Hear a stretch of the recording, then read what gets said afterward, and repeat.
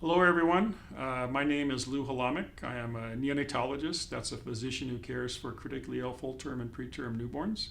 It's a pleasure to speak with you today. I actually work in the neonatal intensive care unit at Packard Children's Hospital at Stanford. And I'm also a professor of pediatrics at Stanford University. And I direct the Center for Advanced Pediatric and Perinatal Education at Stanford, otherwise known as CAPE. Challenges that I've faced in my career have been to develop proficiency, not just competency, but proficiency in three very important areas. First of all, recalling massive amounts of content knowledge, a large percentage of which changes frequently as new knowledge is gained. Second, mastering a variety of technical skills, such as securing intravenous or intra-arterial access, intubation, or placing artificial airway in a patient's trachea. These technical procedures are performed on patients who are very small and quite fragile, some weighing as little as 400 to 500 grams, and of a size where you can literally hold them in the palm of your hand.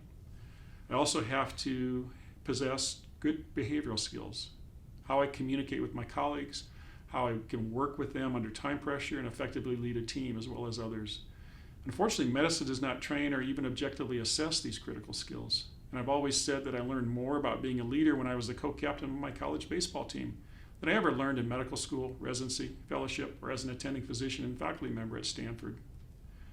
In thinking about the kinds of technologies that we currently use when training at CAPE and elsewhere, I have to say, first of all, that compared to the simulators that are used in other high-risk industries, we're way behind in healthcare. I and my team at CAPE have been intimately involved in the development of a variety of physical simulators for use in obstetrics and pediatrics. A fetal monitor simulator, a maternal patient simulator, a preterm neonate, a term neonate, and various task trainers. We have a lot of experience in balancing simulator design and features with development time and cost, as well as balancing realism with durability. And in looking at simulator design, we find it helpful to think in terms of what's necessary versus what's just nice to have. That actually helps us sort out an awful lot. If I were to put together a training wish list for the future, I'd like highly realistic patient simulators that are both durable and cost effective.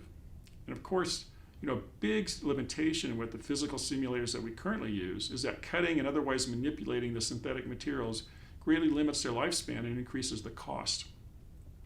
And if we ever need physical structures to actually change over time, for example, during some kind of treatment or therapy that we deliver, or represent different physical manifestations of an anatomical structure, such as an airway malformation or anomaly, then we need either some type of prosthesis that we can attach to the patient simulator or a completely different patient simulator altogether. I think that augmented reality and virtual reality can play a role here. And a big key will be to bring healthcare professionals, engineers, and scientists together to work on these projects.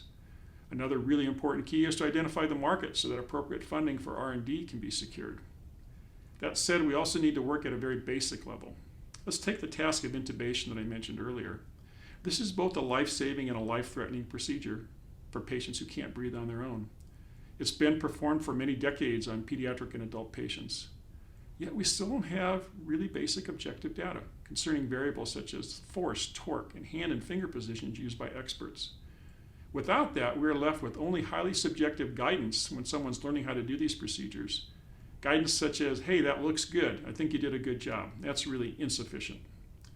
Once we have that objective data, we can design patient simulators to better provide realistic training experiences and therapeutic devices that can actually measure and display that data in real time, providing important feedback to the healthcare professionals who use that device.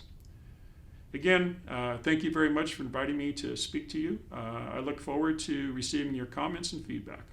Thank you.